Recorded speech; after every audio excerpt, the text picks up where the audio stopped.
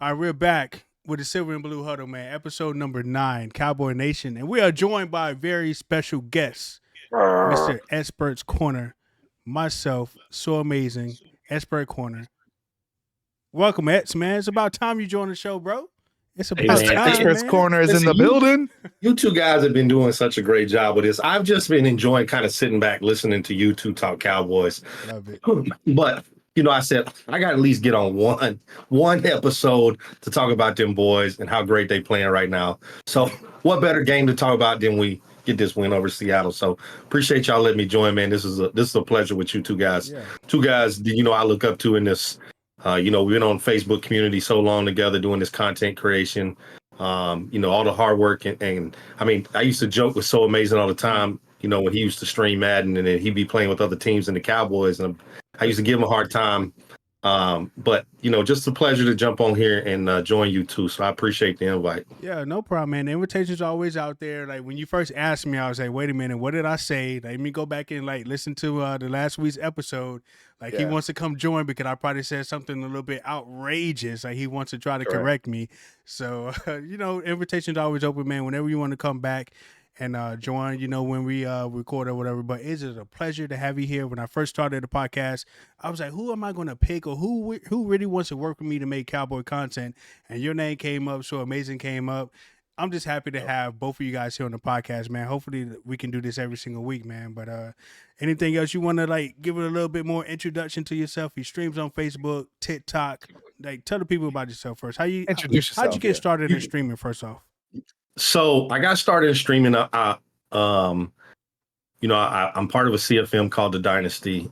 It's a requirement that you stream. So I was always streaming on Twitch, just because it was a rule requirement for our franchise league in Madden. But really, I started watching before COVID. I started watching a couple streamers on Facebook called Darkness 429 and the Pool Shark.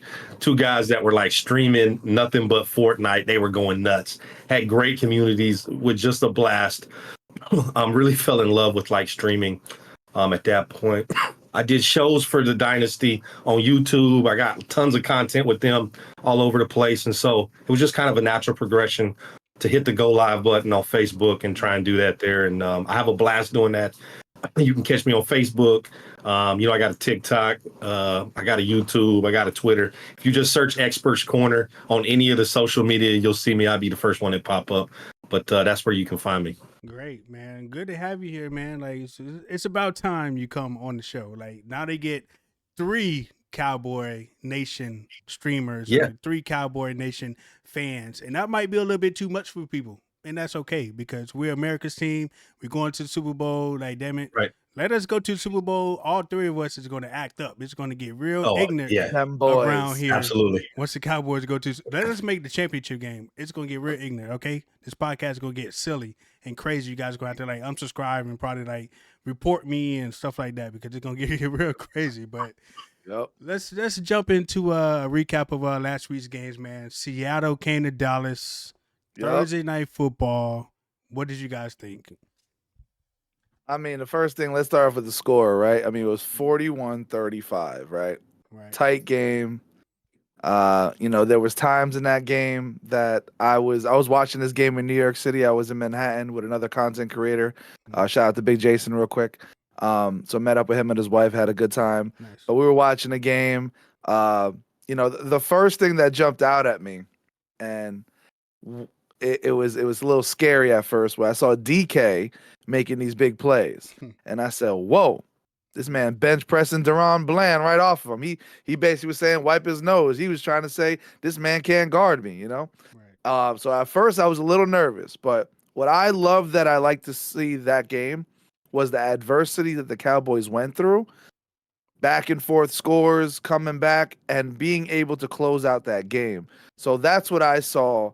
I saw a team effort, and nobody gave up.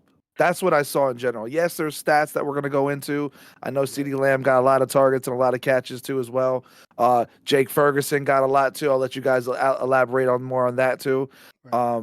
But overall, I think it was a team effort that won that game. Right. Yeah, no doubt. And just like Sooamazing said, it's good to see this Cowboy team kind of go through some adversity on the defensive side of the football. A lot of these games they've played this year have been versus some inferior opponents. And so it's looked easy to this defense of turning the ball over, getting stops, getting to the quarterback. And so it was good defensively to see them kind of go through some true adversity where a team is actually putting points up, keeping up with their offense, and then the defense having to find a way to make a stop late in the game. And they came up with several big stops on 4th down late in the game. But it was also good for this offense.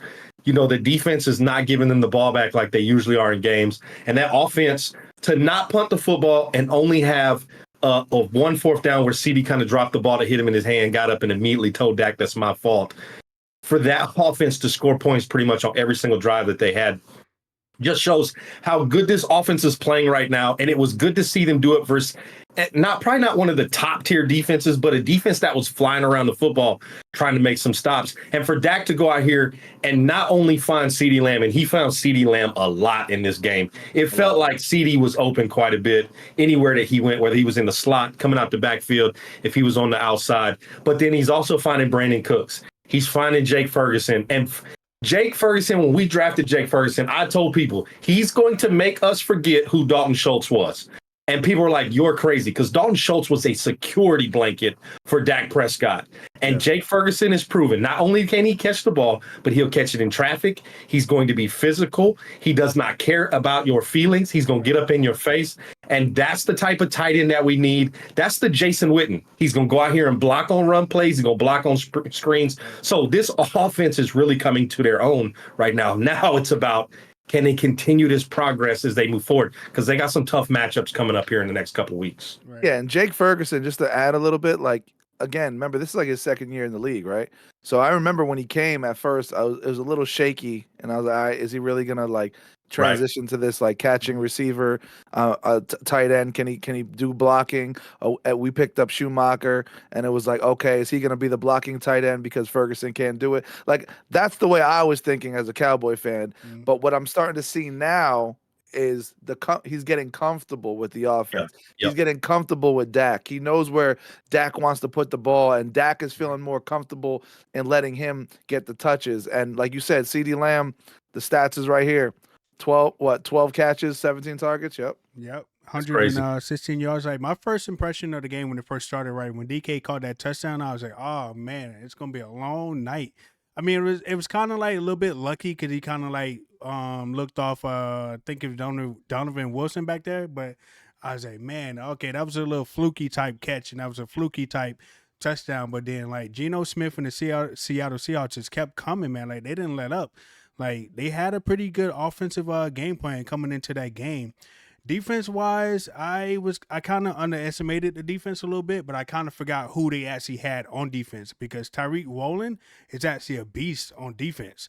Bobby Wagner can still play. He can still fly to the ball. He can still get sacks. Like, he can still move around a little bit. So I was a little bit kind of thrown off guard a little bit with the Seattle defense, but I'm glad that Dak stepped up. The offense stepped up a little bit. They was able to make plays. Like you said, CeeDee Lamb had 17 targets.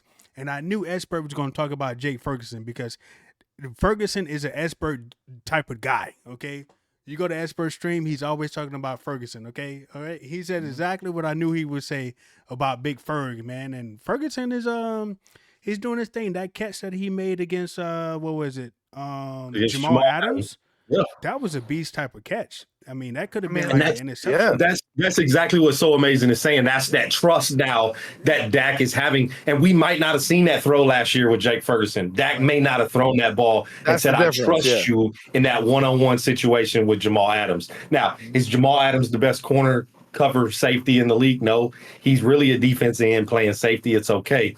But to have that trust to say, I'm going to throw this one-on-one ball, Jake, go get this football. We didn't see that last year. And now, like Sooamazing said, they're starting to get more comfortable. Now, of course, I'm a Ferg guy. You know, he's from the University of Wisconsin. That's my college.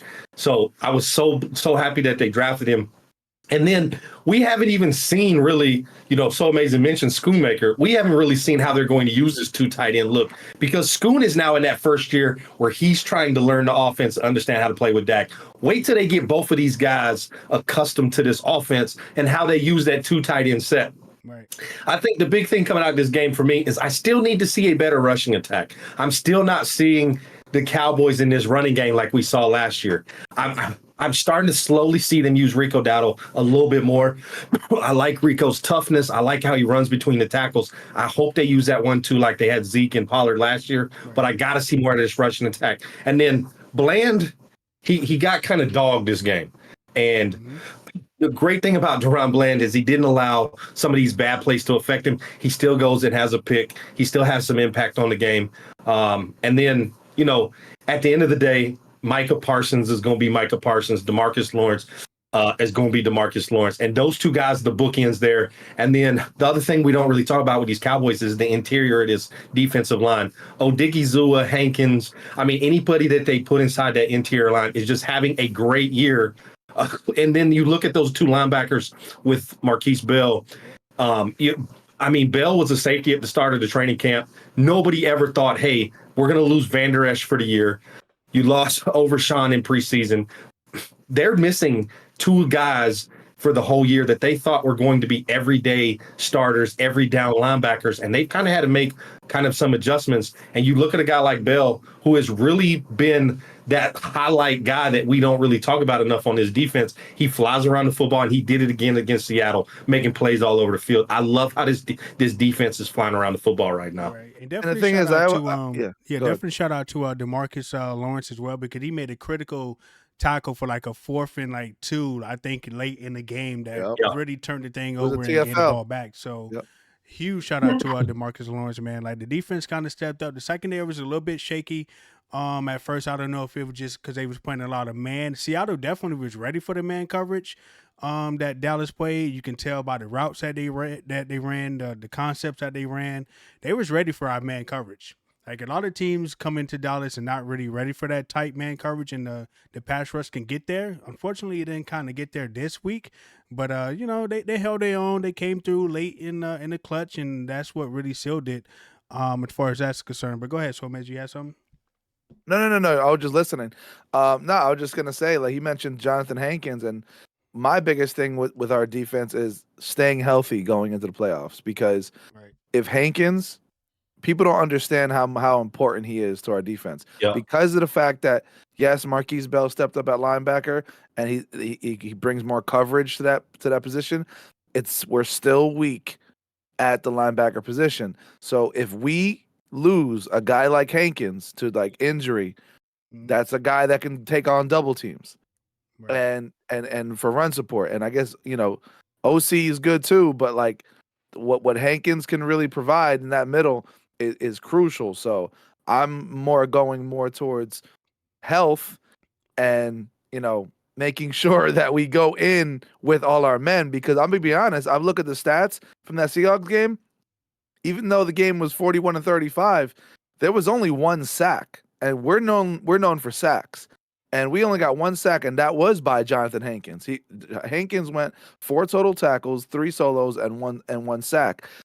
Micah Parsons didn't get a sack. He was 2 for 1. Right. He had 2 tackles and 1 solo.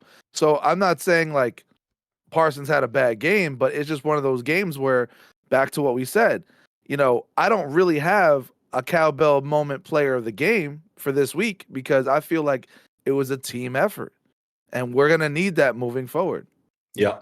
And that's big for this defense, because obviously Micah Parsons is going to get a lot of attention.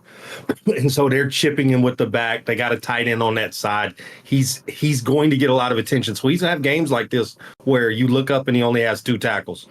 Yeah. Of course, obviously on the 4th and 2 at the end of the game. And he's getting held. Let's be real. I don't want to go all the way back to the Thanksgiving game, but he's getting held all the time. They're not calling it. Yeah, he's got so much film of guys holding him. And the other thing is, Geno Smith did a great job of getting the ball out quick. Obviously quarterbacks have held the ball quite a bit versus the Cowboys. That's not a very good tactic against this front 4. And Geno Smith got the ball out quick.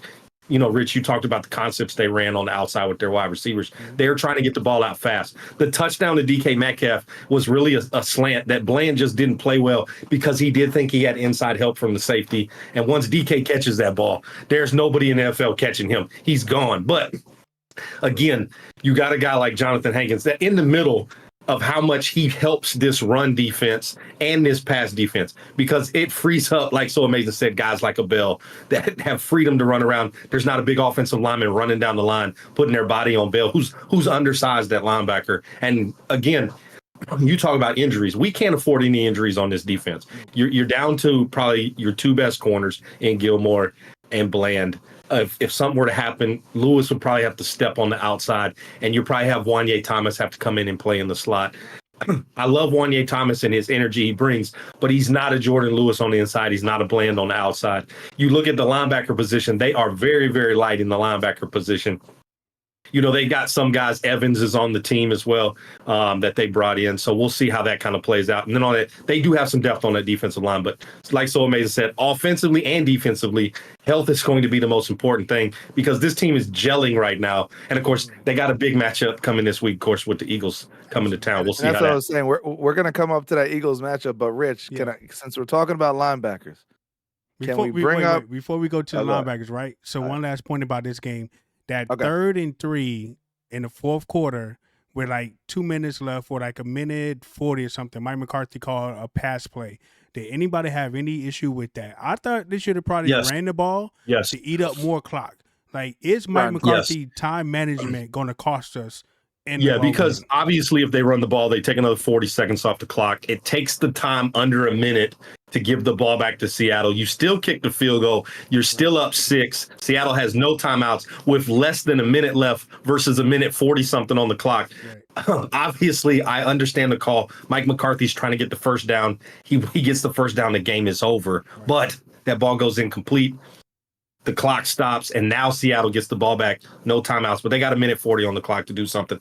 You know, luckily it didn't work out for them. Right. I feel like with situations like that, though, expert, is that like it's situational, right? Because we're the fans, like we're fans, right? We're sitting on the couch watching it, right? Yeah. So it's like maybe they saw something, because remember, you know, they're seeing angles that we don't see when we're watching it on TV, right? And we get the pleasure of after the fact, right? Yeah, we right. get to sit here on the couch after the fact and say, "Oh man, you didn't make the third down, man. You should have run the football. Why are y'all not running the football to get the clock rolling?" Right? Obviously. So you never know. They might have saw a matchup. They saw that, or maybe they set something up that like, oh, you know, this guy always cheats in, or you know, maybe they saw something on film that they tried at that moment, because. You know, back to the person that we're about to play, the Eagles, that boy Shanahan over there knows how to call some plays. And, that's play calling is crucial. Kyle Shanahan, 49ers, right? Yeah, the offensive coordinator for the Philadelphia Eagles is Brian Johnson, and he's absolute dog water trash. Shanahan was killing it against the Eagles this week. And again, it also, you know, Mike McCarthy going for it on the third down also speaks volumes of how he feels about this defense. You know, he says, I know we can get a stop. They need a touchdown to beat us. A field goal does nothing. I don't think you can beat us. And we're going to prove it. We're going to kick the ball to you up 6, go down the field and beat us. And they played great defense on that series coming back down, kind of left everything in front, come up and make a tackle. And then, of course, on the 4th and 2, Rich and I were talking before the podcast. You know, Geno Smith came out and was like, no, we drew it up that way to leave Micah Parsons free. And the back is supposed to come over and replace and then leak out to catch this pass. And I'm like, there's no way you guys got in the huddle and said, hey, guys, that number 11 out there, that Micah Parsons, just let him go. We're not going to block him. Just let him be free. There's no way that was how it was drawn. I think Geno just trying to save face. Somebody made a mistake and didn't block the best defense end in the league. Absolutely. So overall, it was a good week, man. I'm glad that we came out and got the dub. I mean, the week before that of Thanksgiving, so we was playing on Thursday Night Football for the second time. So I'm happy we was able to get that dub. In the news, I mean, we had the opportunity to get like a person that was released from a prior team, and his name is Shaquille Leonard. Like, but he didn't choose the Cowboys, but he chose the Eagles. Like, how do you feel about that? I mean, I follow Shaq Leonard because my brother's a Colts fan, like I said in the previous podcast. And, you know, he did see, you know, he came to the Cowboys. He checked in with the Eagles. He saw, I guess, what both had to offer. He went with the rival. He went with the Eagles. Go for it. I mean, I don't know how they're going to use him, honestly. me personally, I wanted to use him for run support for the Cowboys on those first downs and second downs because that's what he was kind of known for, aka the Maniac, like I said before. But honestly, I don't see him as a threat going against him because, of course, he's not going to play against us this week, but he'll probably play when we match up in the playoffs.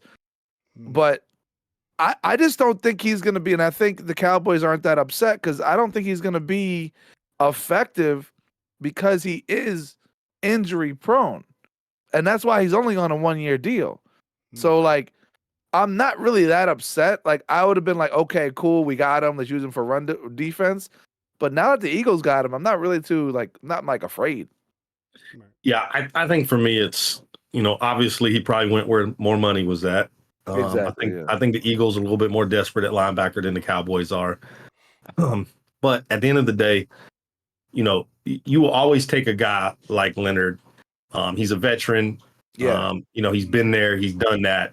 That helps. You got Damone Clark and Marquise Bell, 2 young guys playing linebacker for us. He could have been a good mentor for these guys coming in there. But if you also look at it, he played for the Colts. The Colts, he was a healthy scratch for the Colts. And basically the Colts went to him and said, look, you're playing so bad right now. We don't think you're going to get on the field the rest of the year.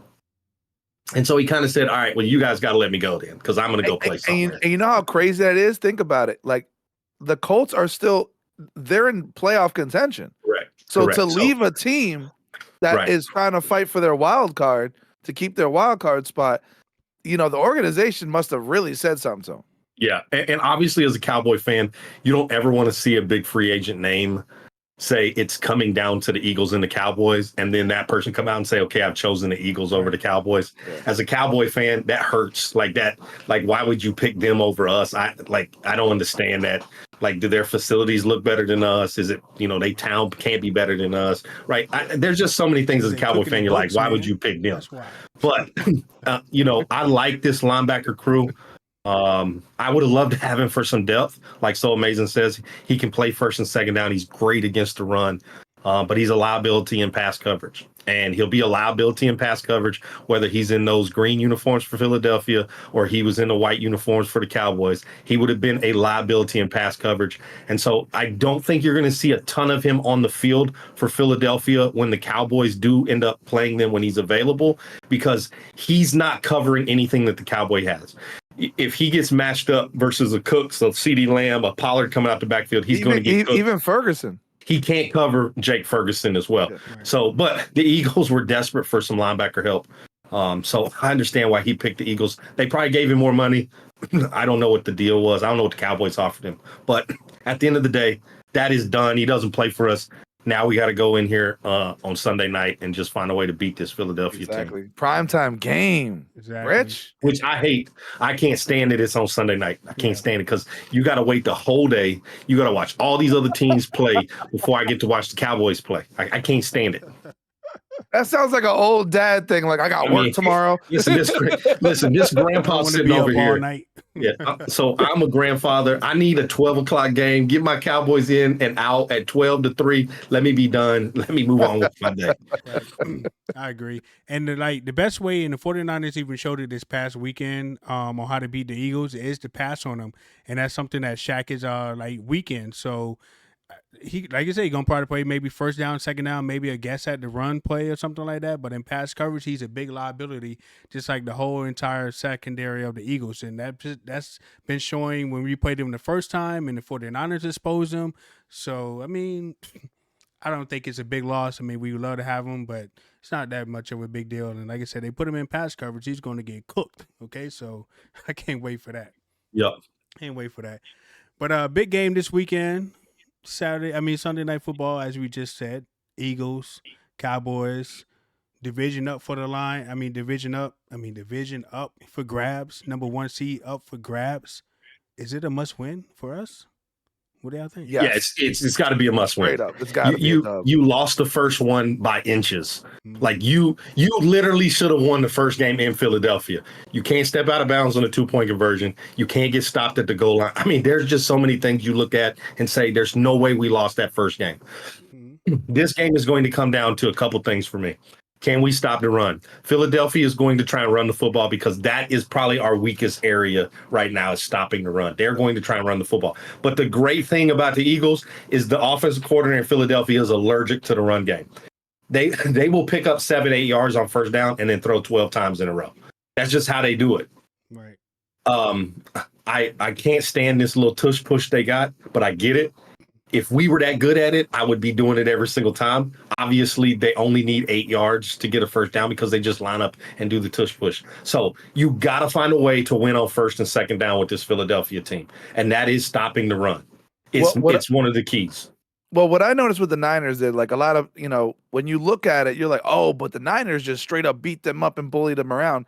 It's not that they bullied them around. Look, another thing that they did to beat the Eagles. Yes, did they run towards Trent Williams' side and power run them down the field? They did that too. They ran reverses. They did plays. It was great play calling, right, by Shanahan. I'm not gonna even talk about that. What I'm gonna talk about is they made it a shootout. Now you're probably like, Mike, what are you talking about? Shootout? It wasn't go back and forth. No, think about what I'm saying. Remember the incident where this guy gets the penalty and then the security guard got involved and there was a big drama and it kind of gave a lot of momentum to the Eagles. And next thing you know, they're in the red zone. They're doing the tush push. Eagles fans, we're in a fight. Blah, blah, blah, blah, blah. We're in Philly, right? Like everything was all hype. Remember that part? But what did the Niners do? They came back, drove down the field and punched them in the mouth and scored, right? The way to beat the Eagles is don't let them slow the game down. When the Eagles slow the game down and their defense is booming and like they're able to, do these run plays and these power run plays and like you said, the tush push to extend drives, that's how they beat people. The Eagles are beating people because they're extending drives off the tush push. When you have to say, hey, we scored, now you got to score. We scored, now you got to score. When you get them in a duel, I don't think they can handle that. Right. Yeah. In my opinion. And Hurts did not play well against the 49ers. Yeah. He is great at extending plays, but then he makes some just decisions that if his name was Dak Prescott, he would be murdered for in the press the very next day.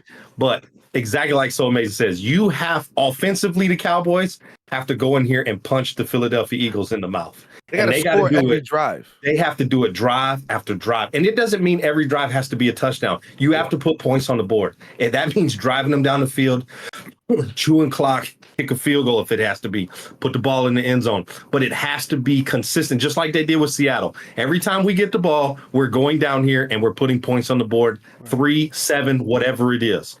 Because if the Eagles try and get in that kind of shootout, they are not an offense that's putting up 35, 40 points a game. They're just not.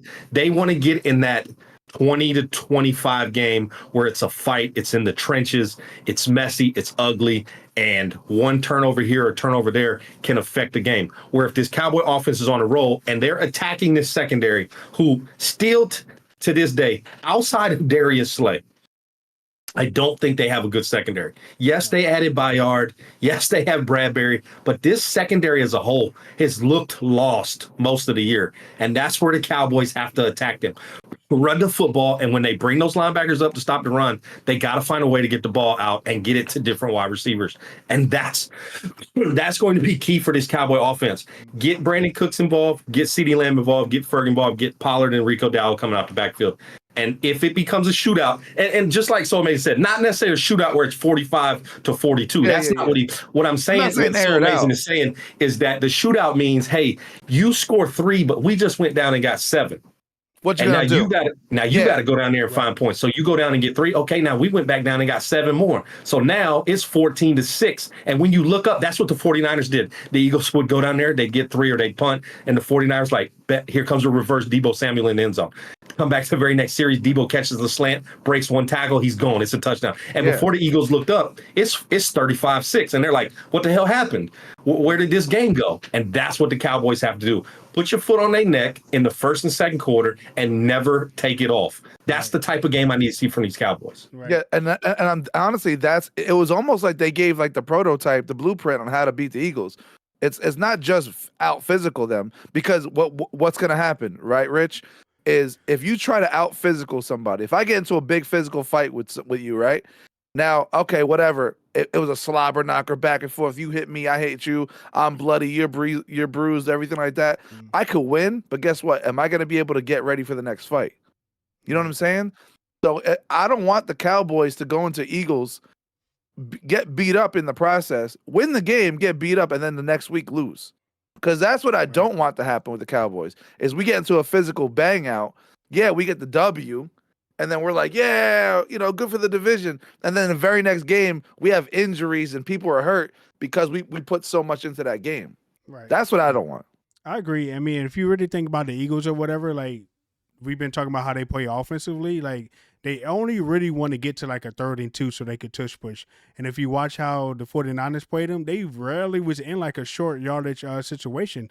It was always 3rd and 5 and longer, like 3rd and 8 and longer. It was very rare. I can't even remember how many tush pushes they actually did in the game, which was probably like a record low for them because they never really was in that situation to do that. If you give them that opportunity to tush push, they will. If you give them a short yardage situation, they're going to do the tush push and they're going to convert every single time because Jalen Hurts has carried a full 2 yards. So in speaking about the tush push, let me just ask you guys real quick, should it be banned?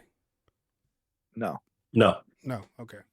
Other teams just need to get better at it. Listen, I think we are on a very thin ice here if we start banning plays in the NFL because we think it's not stoppable.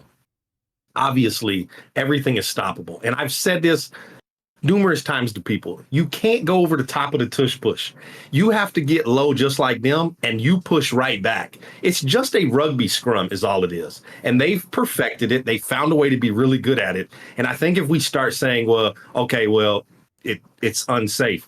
Listen, every time someone catches a pass and offensive lineman run down the field and push them forward, that's just the tush push, just in a different sense. You can't start eliminating plays in football because you can't do it as well as the next person. I don't like that. I hate that the Eagles are so good at it, but yeah, I don't think we want to set that precedent of start banning because things. Honestly, nobody's getting hurt from it. I could understand if there was injuries and guys were getting like, this guy's got off the field because of a tush push, concussion protocol, then I can understand like, all right, maybe they're doing something illegal that, they shouldn't be doing. But like, it's like a video game. Let's go back to Madden. We all play it, right? It's just a play like you said, Rich, every time it's 3rd and 2, they're going to go for the tush push. If there's a play that that's pretty glitchy in Madden, it's going to guarantee you a first down, you're going to do it. It's just until somebody blows it up and then like, oh, okay, I can't pick that play no more. You know what I'm saying? Like, I'm telling you, if that tush push gets blown up once or twice, they ain't going to do it from 3rd and 2 no more. Right. Well, they do have a different alternative to that. I don't know if you guys watch it. They do a reverse. Yeah, they do like a jet sweep with it. So we have to be ready for that. But I think they ain't gonna roll that out until like the playoffs or something like that. But I agree with you guys. You just can't let them get in that situation. Like you can't let them get into like a 3rd and 3. Or you got to have it like 5 yards or longer because if it's 3rd and 3, they're going to do the tush push, gain like a yard or 2, and then on 4th down, they're going to do another tush push. The only thing that I'm concerned about is like when the last time we played the Eagles, Mike McCarthy kind of adapted the approach of going for it on 4th down, and I kind of think he was kind of matching the coaching style of the Eagles, and I kind of hope it doesn't really come back and bite us in the butt. It didn't last time, but I didn't really like that approach because I felt that he was leaving points on the field for like a field goal or just like field position or whatever. So that's just my take on it. Mike McCarthy kind of scares me a little bit. He's done that all year. He did that in the Seattle game. He goes for it on 4th down inside the 20. Could have kicked the field goal. Would have made the game a little different. But at the end, like Sooamazing said, maybe they see something we don't see. Yeah. Maybe something in the scouting report that says go for it in this situation.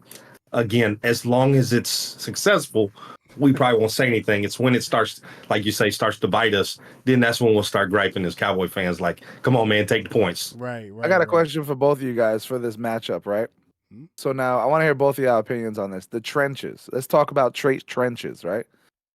When it comes to this Cowboys-Eagles trenches battle, who has the better, who comes out on top in this Cowboys trenches battle? Oh man, that's tough. Their O-line, you know what I mean? Like both of these teams have great offensive lines, and both of them, these are the top 2 defensive line and offensive lines in the NFL. Right. Across the board. Now, I think the 49ers have an amazing front 4 as well on defense, with some of the trades that they've made, but the Eagles have just an amazing front 4. So I don't know. How would you attack it if you see their matchup? Like, let's go matchups, right? Because they got Kelsey and this and that. So, like, how do you attack that? Like, how would you attack that? Well, I think obviously the Cowboys have to play amazing run fit. I think a lot of times the Cowboys have some horrible gap integrity, and so they get out of position. And so if one guy is not leading, not playing his gap integrity like he wants, it blows the entire defense up because that linebacker is expecting something, that safety is expecting something, and you don't play your gap integrity on the front. It hurts the whole defense. So I think it's going to be the team that plays their gap integrity, their fits properly is going to come out as the best defense. If I'm attacking this offensive line, I'm attacking probably the interior. Now, I love Jason Kelsey, but those two guards on the inside are not as good as those two tackles that they have. Their right and left tackle are amazing. And so Parsons has done a great job when they move him to the inside and put pressure. And then I saw something in the Seattle game. They haven't done a lot this year, but they did a ton in the Seattle game where they put DeMarcus Lawrence and Micah Parsons on the same side. And so when you do that, you stress offensive line out because you're talking about two of the best premier pass rushers in the NFL. Yeah. And can we put pressure on Jalen Hurts? And then the big thing for this Eagles team is you have to have contain. You cannot allow Jalen Hurts to get outside this pocket. And if you do, he's got to roll to the right. He cannot roll to the left and throw with his right hand because he is deadly on the run because he can not only run the football, but these wide receivers play scramble drill probably better than anybody in the NFL in Devontae Smith and A.J. Brown. Those two guys know how to get open, and they have built a chemistry with their quarterback that he knows where they're going and they know where he wants them to go. And so you have to find a way to contain this guy in the pocket. If we keep him inside that pocket, it's done deal for the Eagles. I think we beat them soundly. Right. And I totally agree with everything that you said. I mean, how I would attack the trenches is can I like the night before, can I like serve them something to where it might get into Michael Jordan pizza or something? Like, Rich, can you flip it? Wait, because he was talking about our D line against their O line, right? Now I said the question was the trenches. So now let me hear your perspective. If it's flipped, our offensive line against their D line.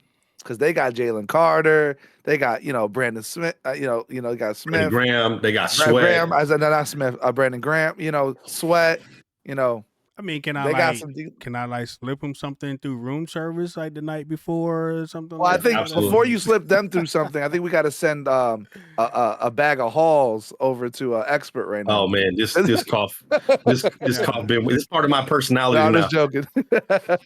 I mean, I don't know too much about like the defensive line of the Eagles other than like Jalen Carter. I mean, you just gotta like double him. Fletcher Cox is a problem as well. I mean, I looked at some of the plays that he made in the 49er game. Like he was kind of disruptible a little bit, but just gotta like put a body on him every single time. Even like chip him, Tony Pollard chip, Rico chip or something like that. Double team Jalen Carter. But overall, you just got to get the ball out fast. Got to step up. Yeah, you got to get the ball out fast with that. But hopefully Dak Vick makes another appearance. You know what I'm saying? Because last game, he did in the Seahawks game. He ran like 24 yards, maybe 23 yards, and Dak Vick was definitely a critical part in the first Eagles matchup. So as long as he gets out of the pocket, man, I think the D-line can be kind of like neutralized a little bit. Don't take no silly sacks. Don't like fumble or nothing like that. Get the ball out hot. If it ain't there, get out of there, man. Like you got to use your legs. We need a whole nother appearance from Dakota Vick. I think we'd be good. Yeah, I'm excited about this matchup, honestly, guys. Like this is division. It's who's takes the lead in the division. Right.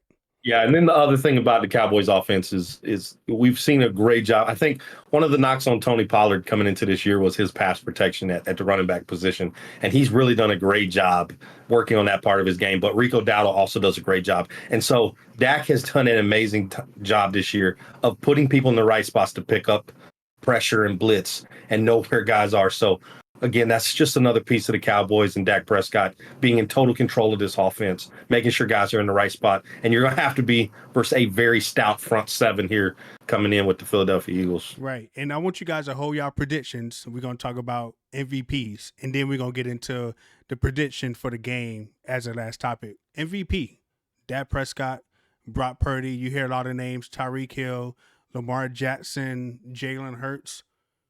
Who's on track to be the MVP? I mean, it's Dakota Rain Prescott. I mean, let's just be honest. It's Dakota Rain Prescott. He is the best player in the NFL. He's playing the best. And listen, they talked all of this stuff last year about the 15 picks. He's got 6. Right. He said, I'm not throwing 10 this year. He's got 6. We got 5 games left. He's taking care of the football. And when he takes care of, listen, a lot of people like to just look at this little microcosm of Dak Prescott in last year and don't really look at the whole picture. Dak Prescott last year, coming off an injury, got back onto the field, pressed a lot. He pressed a lot. He didn't have a Brandon Cooks. He didn't have the Jake Ferguson he's got now, right? He's running around with Noah Brown playing wide receiver. Right. Michael Gallup, 1 year off of his ACL. CeeDee Lamb wasn't the CeeDee Lamb we see now, where they kind of gave him control to be that true number one. Last year was such a fluke in his career. If you go back and look at his stats for his entire career, 15 was the most he's ever thrown. Right? He's had multiple years under 10 interceptions playing the whole year. This is the true Dak Prescott, and he's proven again why he is the best quarterback in the NFL. I'm tired of hearing, we heard all this stuff about Justin Herbert was better than Dak Prescott, right? Trevor Lawrence better than Dak. You would take all these, Sam Howell coming up, he's going to be better than Dak. Daniel Jones is on that level. Like this is the type of disrespect this man has gotten because he got a star on his helmet, and yet he's come out here and he's proven week after week after week that he is the best quarterback in the NFL, and he still doesn't get the respect he deserves. Right. Exactly. I couldn't have said it better. MVP might go. I mean, I got to pay you back on that. I mean, the Dakota Rain, man, like he said, just throw the rain on it. Throw the rain on it. It's like he's been raining touchdowns lately, man. I mean, he has been going out there playing a different type of game than he has last year, previous years, ever since his injury. He's not turning over the ball like he was before. And he's showing that he's getting comfortable in the offense now. And that is all I can really say, is that it's like a guy at work. The only way I can compare it, like, because I'm a manager myself, so I like to look at talent in my team, right? So it's like, if I was to rate Dakota Prescott, I would give him a good 9.5. The reason why is because he has slowly, progressively have gotten better and learned from his mistakes.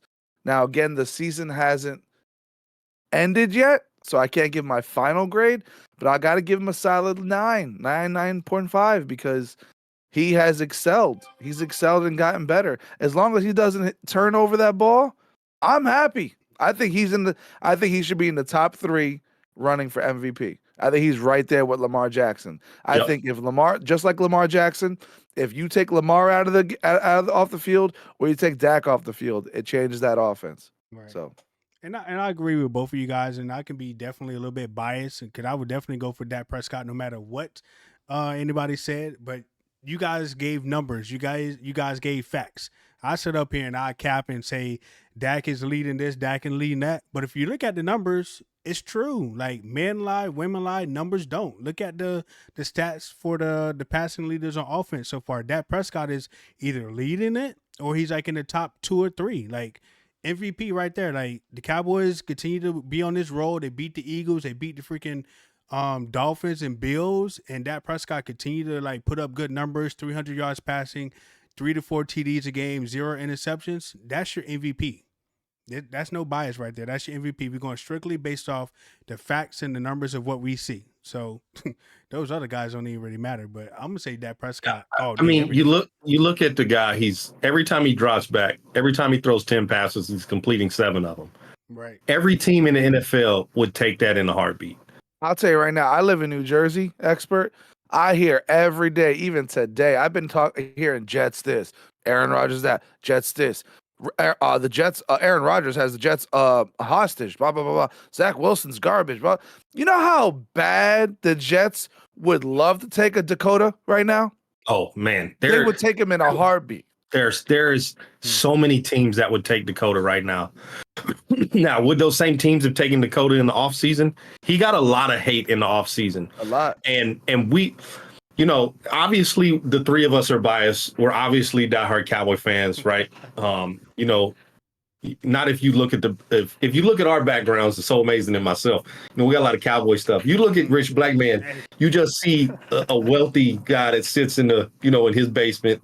He got a movie theater in there. He's living differently than Sooamazing and myself, right? But we are a little biased as Cowboy fans. But let's think about what Dakota has gone through, right? He comes into the league. He's a 4th-round pick. Nobody expected anything from this guy. Tony Romo was killing the league as the starting quarterback for the Dallas Cowboys.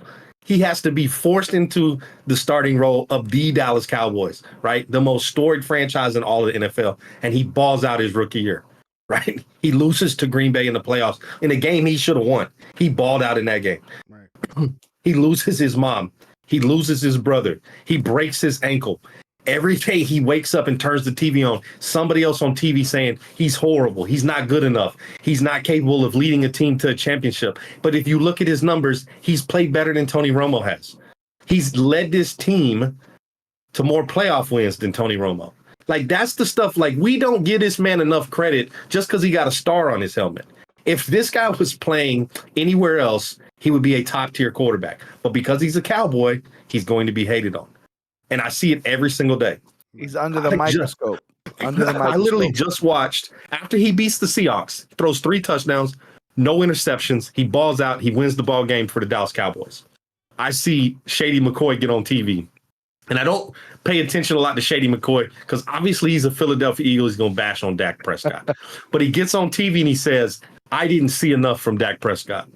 I need to see Dak Prescott throw a pick, fumble the football, be down 10 points. And then how does he react to that? So now Dak Prescott has to play horrible to play good to prove that he's a good quarterback. Where else do we see that on any other quarterback in the NFL? You don't. At no point has anybody ever told Patrick Mahomes. Let's not even talk about Patrick Mahomes. Let's talk about Josh Allen, the golden boy. How much hate has Josh Allen taken this year? He is a turnover machine. Has been the last couple years. Listen, Josh Allen is the Oprah Winfrey of the NFL. You get a pick. You get a pick. You get a pick. You get a pick. Thank you all for showing up. You get a pick. Everybody look under your seat. There's an interception from Josh Allen, courtesy of the Buffalo Bills. But we don't see the hatred to Josh Allen. He's still an elite quarterback. But Dak Prescott, 6 interceptions, 20-plus touchdowns, leading his team to try and take over first place in the division, and he still hasn't done enough as a quarterback in the NFL. Right. That right there proves to me. But I'll tell you right now. MVP. But you're right, because if Dak throws 2 interceptions against the Seahawks, it's, Dak is not that good. We thought he was good. Blah blah blah blah blah blah. But Allen could throw 2 interceptions as, he just had a tough game. Yeah. Right. His receivers got to learn to catch the football. Yeah, they got to get open. Yeah. But again, it comes down to these games, right? If you're Dak Prescott, this is what it comes down to. Philadelphia, Sunday Night Football, in your house. How do you respond? Yes. Right? These are the games that mold you, not as a quarterback, but as a Dallas Cowboy quarterback. Because you can throw everything else. The record, the stats, throw it all out the window. The Philadelphia Eagles are coming to Dallas. I don't care if both of these teams are undefeated or if the Cowboys have 1 win, Philadelphia has 1. When these 2 teams play each other, it is a dogfight. And this is how you mold yourself as a Cowboy legend. Can you beat the Philadelphia Eagles in December to get yourself in a position to go to the playoffs? And I know Dak knows that. He's heard that his whole career in Dallas. But this is where we're going to hang our hat as Cowboy fans and say, see, I told you Dak could do it. He just beat down the Philadelphia Eagles, who are 10-2. Flip it. No, I'm joking. Hey, you know I am. But I'm just saying, like, you're right, man, because it's about, this is a division matchup. Yep. Right? They're coming. And it's like, who's going to take the division? Who's the big dog? I just saw you get beat up by the Niners. What's up? Like, that's really what it is. It's like you think even us as fans, they're talking the same talk in the locker room right now. At the end of the day, the Cowboys, they saw the game that we saw. So they're sitting back like, shit, the Niners did it. We could do that shit too. You know what I mean? It's just one of those things. It's like watching a boxing fight. You're like, he can't take the right hand. Oh, he don't like the uppercut. Okay. You know, it's exciting. And it's only Tuesday right now. Yeah. And look how excited I am. Yeah, I'm gonna be a wreck the rest of the week as we get ready for this game. Oh my for God. sure. Right. Like, Score what you doing, Rich? predictions. Score predictions. I'm gonna go with I kick it off. I'm gonna go with 35-24. I think we're going to carve up. I think Dakota's going to carve up the defense again. I think we're going to be able to make some plays in like the first half and maybe even like the third quarter to where they had to punt the ball. I don't think we're going to. Hopefully, we don't give the Eagles this short yardage that they are so accustomed to where they can do a tush push and chew clock. So I'm gonna go with 35-24 Cowboys. I think we're going to get a stop that's going to make a difference, and we're gonna get points. What about y'all? Yeah, I think it's going to be the same thing. I think it's, 35. It's going to be in that 35, Really? 20, 28 range. If you look at these two teams, they are so evenly matched. They have two great offensive lines, two great defensive lines. Their special teams are really, really good. It's going to come down to which defense can get a stop. In that first game, we lose 28-23. We just made a couple mistakes on offense. Clean those mistakes up. Don't turn the ball over. Get a couple turnovers versus the Eagles. You beat them by a couple touchdowns. I think we have to make a statement in this game. This can't be a 31-28 game. This can't be a drive down the field and kick a field goal to win the game or kick a field goal with 2 minutes left and then get a stop. It can't be one of those games. This has to be a statement game for the Dallas Cowboys so we get that confidence in that locker room that they have not had for a couple years where they say, okay, we're the big dog now. Philadelphia has been kind of running the show these past 2 years. This is a statement game for the Dallas Cowboys on both sides of the football. And listen, you don't think the Eagles watched that Seahawks game and looked at Deron Bland and said, hey, we're going to find a way to get A.J. Brown on 26, and we're going to attack him. This has got to be a big game for A.J. Brown, Donovan Wilson, Malik Hooker, Stephon Gilmore. Those four guys on that back end got to find a way. Jaron Kearse, they got to find a way to get these Eagles off of the field because obviously it's a wash when you talk about in the front. So I'm going to be like Rich. I think it's a 35-28. I would love to see this be a 45-14 game, but I just don't think that's where these two teams are at. They're too evenly matched. Right. Oh, man. I mean, I'm listening to both of you guys with these numbers, man. And I mean, it sounds good, but usually the second game in a division matchup usually doesn't go that high. So, like, I'm going to have to go a little lower. I'm thinking more of I'm thinking on one, I got two numbers in my head. Like one number is like Cowboys win 24-17. And then the other number I was thinking is like a 28-21 Cowboys. Like I don't see it getting in the 30s. If it gets in the 30s, you guys can correct me wrong. You can text me, do whatever. I say Cowboys 24, Eagles 17. And that's possible. Now, obviously, they're going to be in the dome. There'll be no weather. This is going to be an ideal situation. They're on the Dallas turf. These two teams play very, very fast. They have very, very fast offenses. Right. I think this is going to be a shootout more than what we think. And it's in the 30s?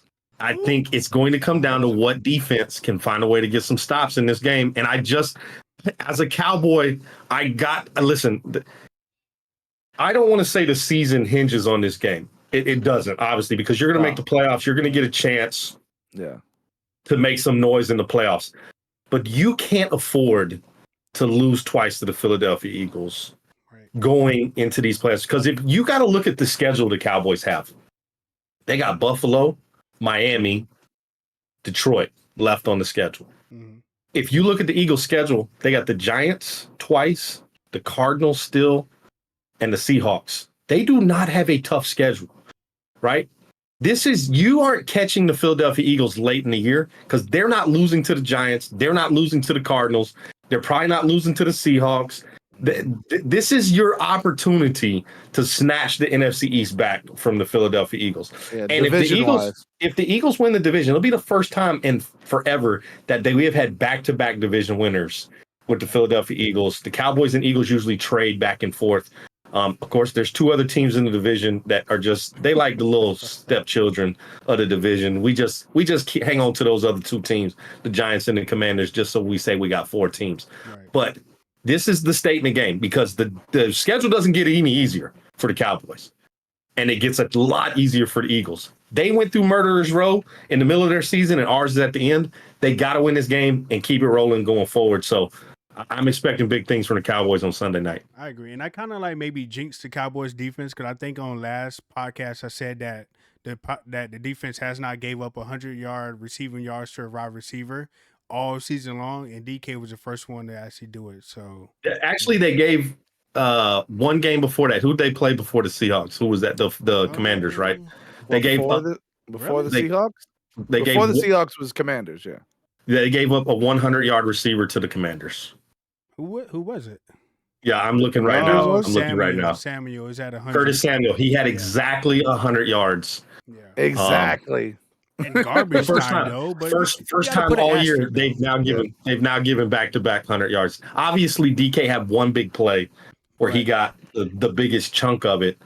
But yeah, typically they haven't given up a 100-yard rusher all year, and that was the Achilles heel going into this year. Last year, everybody ran on us, and this year we've really shored up that run defense. But I think that's where the Eagles are going to attack us. They think that's the weak spot, and they're going to try and run the football on us. So yeah, I totally agree. And like you said, the offensive coordinator is not all that bright. No, he'll he's stop not. running. He'll stop running the ball. Yeah, he loves throwing the football, and I hope he does. I hope he throws the football a ton. Yeah, I totally agree. So, man, a big week coming up. We got out of freaking last week's matchup with the dub. The week before that, we got the dub. We've been pretty hot. Dakota's playing pretty good. Team's playing pretty good. Defense need to fix up a few things here and there, but a huge week this week with the Cowboys and the Eagles.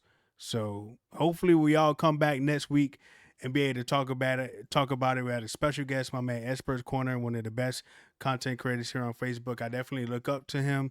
I'm very grateful that he came on the podcast and wanted to add to it. He basically carried me through this whole podcast. So if you want to come back next week and carry me again, that'd be great. I mean, I had very little to say. Well, it's a very passionate Cowboys fans, right? Fans group. We're very passionate as well. Of course. Anything you guys want to say before we get out of here, man? I'm good. Hey, appreciate the invite. Appreciate the invite. I will definitely be back. Whether it's next week or a week after that, who knows? I will definitely be back. And I appreciate talking Cowboys, especially with two guys that love the Cowboys as much as I do. So, if you're watching this, man, God bless y'all. Y'all stay safe. Have a great holidays. Hopefully see y'all soon, man. And y'all make sure y'all hit that like button, hit the subscribe button. Keep supporting my guy Sooamazing and Richblkman on the Cowboys podcast right here, man. Appreciate it. Now, if we do lose next week, the podcast will probably be canceled. But I think we're going to win. I think we're going to win. But like my man said, make sure you guys give us all the follow. Sooamazing New Jersey, my man Expert Corner. I will be dropping all their links on the little YouTube channel. So make sure you guys drop them a follow. If you got any questions, definitely hit the comment section. We'll definitely try to answer y'all questions on next podcast. But we really appreciate everybody tuning in. And again, shout out to Sooamazing, Expert Corner Man, Silver and Blue Huddle, episode number 8. Stay tuned. 9. Is it 9? 9. 9. Oh, yeah. 9. Episode number 9, man. We'll be back next week. Cowboy Nation, we out. Peace out, everybody. Peace.